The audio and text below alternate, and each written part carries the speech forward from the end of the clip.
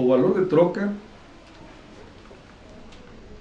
é determinado pelo tempo socialmente necessário para produzir essa mercadoria. E para que duas mercadorias possam ser trocadas, devem ter duas condições. Devem ter valores de uso diferentes e, ao mesmo tempo, ter o mesmo valor. Somente dessa forma que pode ser realizada uma troca entre duas mercadorias, ou seja, que tenham o mesmo valor. Ou seja, ninguém vai trocar uma mercadoria que tenha maior valor por outra que tenha menor valor. Então, uma condição para que duas mercadorias se troquem, sejam trocadas, é que sejam de valores equivalentes. Essa é uma condição para poder realizar as trocas das mercadorias. E a outra condição é que essas mercadorias que duas pessoas estão trocando devem ser de valores de uso diferentes, ou seja, devem ter utilidade diferente. Dessa forma, se satisfazem as necessidades desses que estão trocando as mercadorias. Ninguém vai trocar a mesma mercadoria por outra, que tenha o mesmo valor de uso, né? Então, em princípio, ou seja, evidentemente isso é uma análise abstrata que Marx está fazendo, ou seja, mostrando que devem existir essas duas condições para a realização de trocas das mercadorias. Ou seja, devem ter o mesmo valor, né, de troca, ou seja, o mesmo valor para trocar, e por outro lado devem ter utilidades diferentes, né? Isso em termos abstratos, ele está fazendo uma análise muito abstrata, porque quando nós analisamos a história, esse processo de acumulação do capital, a primeira etapa da acumulação do capital se dá precisamente não cumprindo essa regra, né? Ou seja, a acumulação de riqueza que se dá nesse período da descoberta, da expansão do comércio, né, de parte da Europa, né, e se dá a partir de trocas desiguais, né.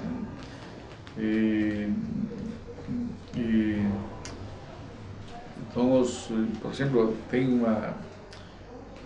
um exemplo de que os espanhóis trocavam espelhos por ouro, né. Isso é um exemplo, né?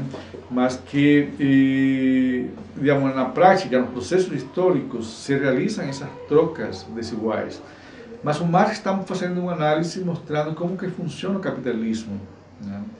Em termos abstratos, em termos puros, né? Mostrando que o capitalismo funciona a partir dessas relações de mercado, a partir dessa troca de mercadoria, e devem existir essas condições para realizar as trocas, né? Ou seja, qual a intenção de Marx? Ou seja, aonde ele quer chegar?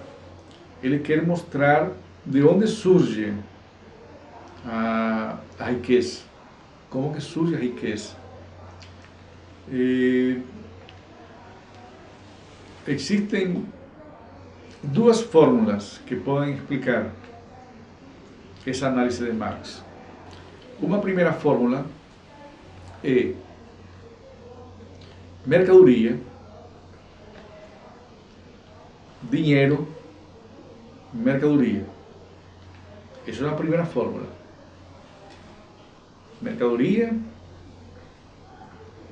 tracinho, dinheiro, tracinho, mercadoria. A outra fórmula é dinheiro, tracinho, mercadoria, tracinho, dinheiro. São duas fórmulas que explicam a forma de organização e de funcionamento do capitalismo. Na primeira fórmula, o objetivo desse movimento é a satisfação de uma necessidade. Ou seja, eu tenho uma mercadoria, eu vendo essa mercadoria, obtenho dinheiro, e com esse dinheiro compro outra mercadoria. Nessa lógica, domina a necessidade da satisfação. Essa primeira fórmula, mercadoria, dinheiro, mercadoria, pode ser simplificada apenas com outra fórmula, mercadoria, tracinho, mercadoria. Sim, nessa fórmula última que estou falando agora, ou seja, mercadoria, tracinho, mercadoria, tem o mesmo objetivo de satisfação das necessidades. Ou seja, eu tenho uma mercadoria e troco por outra que eu preciso, né? Eu tenho por exemplo, eu produzo milho, né? Então eu preciso trocar por roupa, por exemplo, né? Esse milho. Então tem o que se chama uma troca, ou seja, uma relação direta entre produtores que trocam a mercadoria, sem intermediação do dinheiro. Isso é inclusive uma prática comum aqui no Rio Grande do Sul, que acontecem essas trocas diretas, sem intermediação do dinheiro.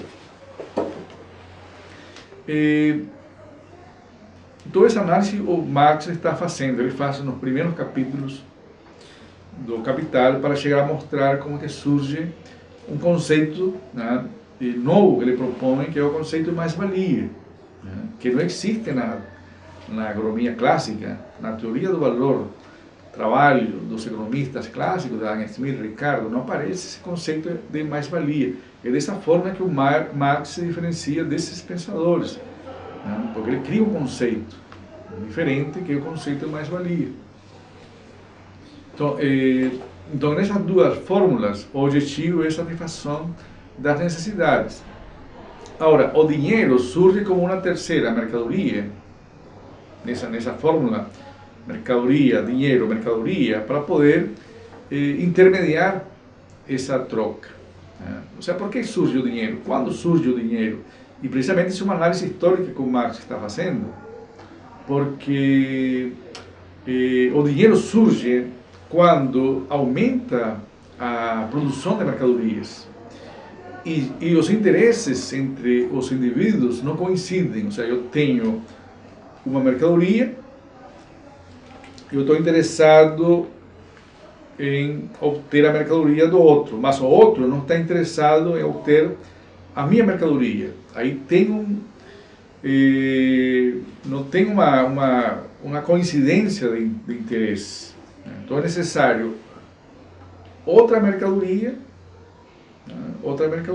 capaz de poder intermediar essas trocas quando existem, né, um aumento de mercadorias e os interesses, né, entre os produtores não coincidem. Então é necessário uma terceira mercadoria. E o dinheiro surge como uma terceira mercadoria. Anteriormente existiam outras mercadorias que tinham essa função de intermediar as trocas. Em algumas regiões, aqui no Brasil, se utilizava o cacau, né? Em algumas regiões da América Central se utilizava o milho, e algumas outras regiões na Europa, inclusive, se utilizava o sal, né, para poder realizar as trocas. Né? Era uma terceira mercadoria que tinha valor de troca e valor de uso, mas tinha uma função especial de poder intermediar as trocas. Inclusive o gado se utilizava em alguns lugares também, né, para poder intermediar as trocas. O problema é que era difícil, né, poder utilizar, por exemplo, o gado para poder expressar os diversos valores das mercadorias. Até que surgiu o ouro. O ouro se torna a mercadoria universal, o dinheiro universal, a mercadoria capaz de expressar os valores de todas as mercadorias, né? Por isso o dinheiro surge dessa forma, né? Como ouro. Evidentemente depois tem um processo aí de surgimento de outros tipos de dinheiro, como papel, moeda, né? Mas o ouro surge como uma mercadoria capaz de expressar os valores das outras mercadorias para poder realizar as trocas. Bom, então, o que estou tentando diferenciar e explicar é a fórmula do capital. Essas duas primeiras fórmulas que eu falei, ou seja, mercadoria, mercadoria, dinheiro, mercadoria, são fórmulas que expressam esse movimento para a satisfação das necessidades. Ou seja, o objetivo é a satisfação das necessidades. Mas na outra fórmula, que é o dinheiro, mercadoria, dinheiro, é a fórmula do capital. Ou seja, qual é o objetivo? A acumulação do capital. Eu tenho dinheiro e eu vou comprar mercadorias e vou ter mais dinheiro. Entende? Ou seja, o objetivo é a acumulação do capital. Eu tenho 100, eu compro mercadorias e eu vendo essas mercadorias a um valor a mais desses 100. Ou seja, eu posso vender a 120, vamos supor. Eu tenho 100 inicialmente, capital de 100, compro mercadorias, vendo essas mercadorias e eu tenho 120. Tá certo? Isso é uma fórmula do capital que tem, parece uma questão simples, mas que explica todo esse movimento do capitalismo. Nessa fórmula está explicado de como funciona, qual é o objetivo do capitalismo. O objetivo do capitalismo precisamente é essa incessante acumulação do capital. E todas essas mudanças tecnológicas, as inovações tecnológicas, as descobertas, as novas tecnologias, novos materiais, novas matérias-primas, está em função dessa lógica de acumulação do capital, ou seja, de obter um maior capital. Ou seja, o capitalismo funciona dessa forma, né? Está expressa nessa forma. Mas de onde surge essa mais-valia? Ou seja, de onde? Né? Aí está uma contradição, parece que é uma contradição, mas o Marx resolve essa contradição, porque eu falei antes, ou seja, para que duas mercadorias sejam trocadas, é necessário que tenham o mesmo valor, que sejam equivalentes. Mas se as mercadorias são equivalentes, de onde surge esse valor a mais? Então essa fórmula, dinheiro, mercadoria, dinheiro, acrescentado, ou seja, a mais, é a fórmula do capital, da acumulação do capital, e que expressa e mostra o funcionamento do capitalismo. O capitalismo funciona a partir dessa acumulação. Ou seja, é a acumulação do capital que determina o funcionamento, ou seja, toda a produção, o aumento da produção, o aumento da produtividade, o crescimento econômico, as inovações tecnológicas estão em função dessa necessidade de acumulação do capital. Então tem uma corrida permanente de parte dos capitalistas de fazer inovações, sempre estão buscando como inovar, criar novas tecnologias para reduzir os custos de produção e aumentar a mais-valia. Então Marx, precisamente, ele propõe esse conceito, ele cria esse conceito de mais-valia, um valor a mais que surge nesse processo, né, de trocas,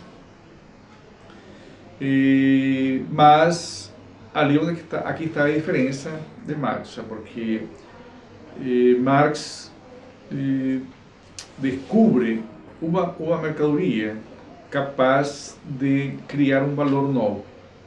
Ou seja, nem todas as mercadorias que participam dos mercados são capazes de criar um valor novo. Segundo Marx, só existe uma mercadoria capaz de criar esse valor novo, que seria a força de trabalho, precisamente aí onde está o centro da análise de Marx.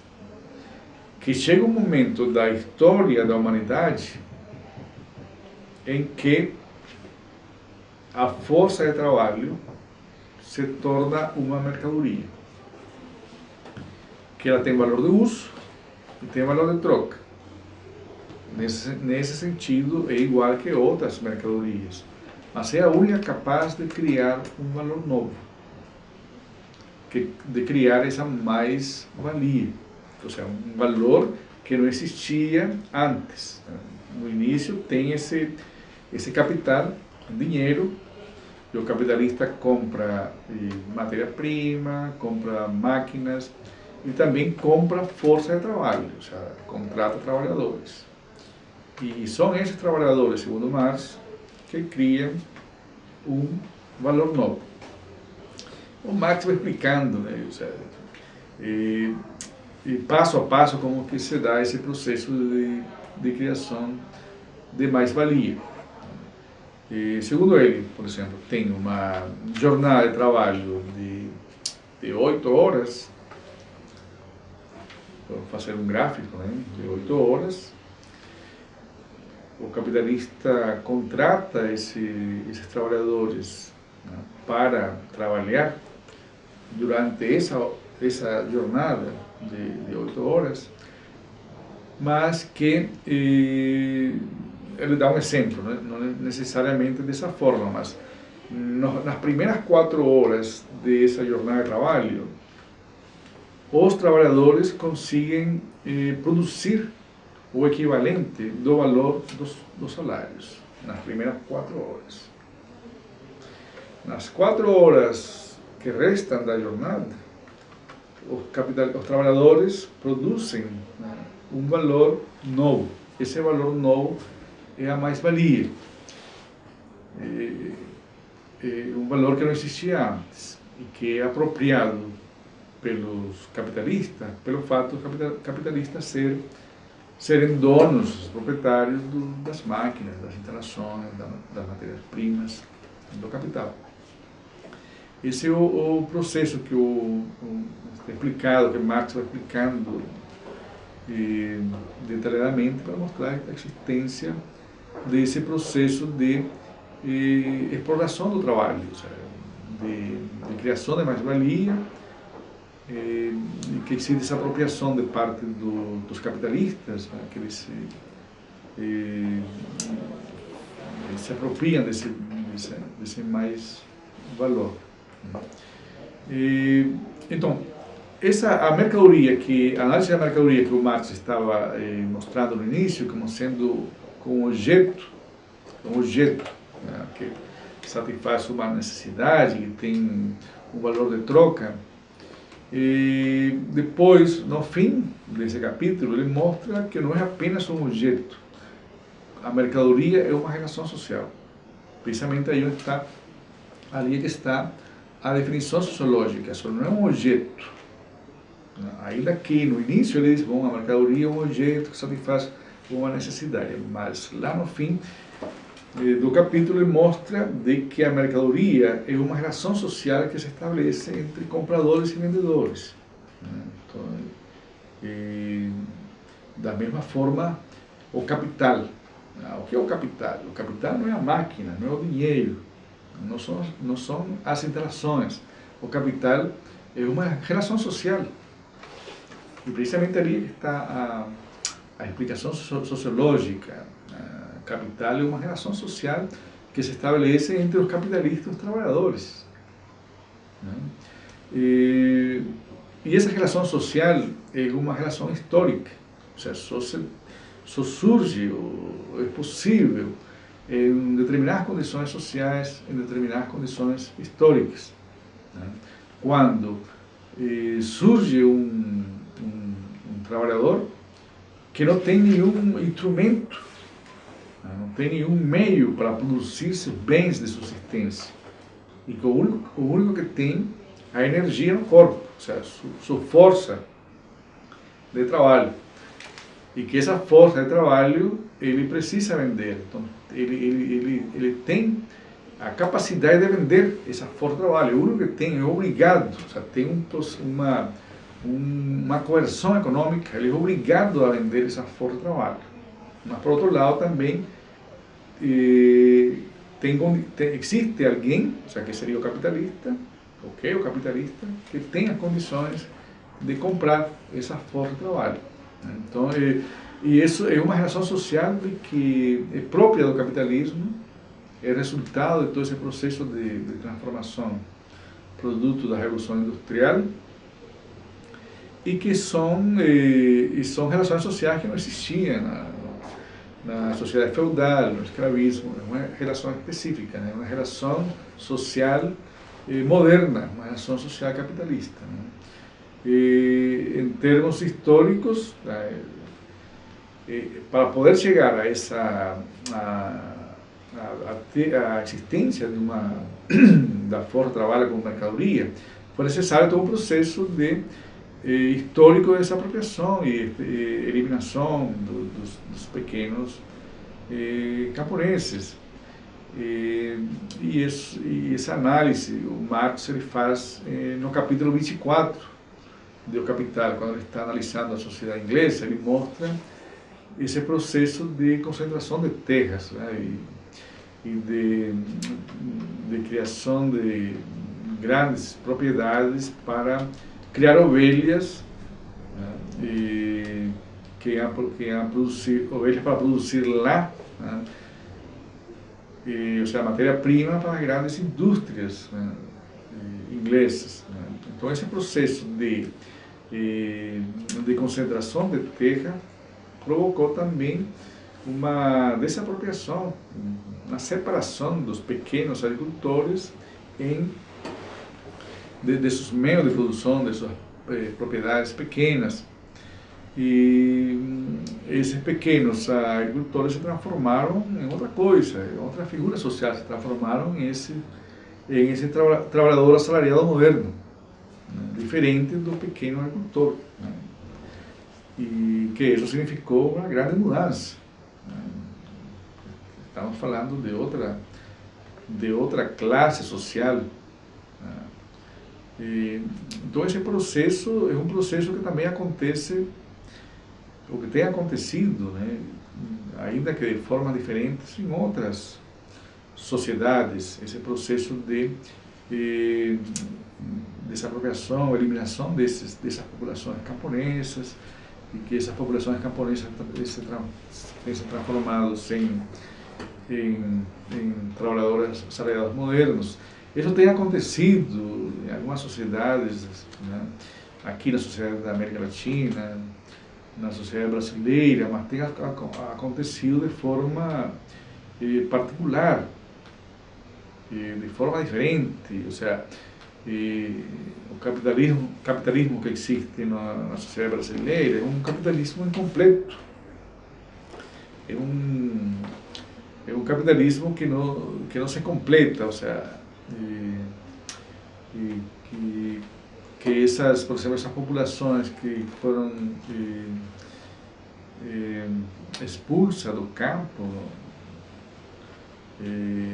nesse processo de modernização da agricultura brasileira, conhecida como modernização dolorosa, essas populações foram para as cidades e a maior parte não foi absorvida pela indústria, né?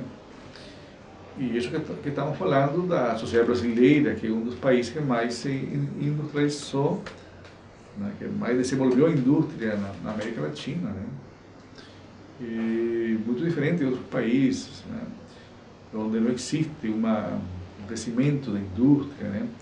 Então, as nossas sociedades são capitalistas, mas são muito diferentes daquela que Marx estava analisando quando estava olhando para a Inglaterra, né?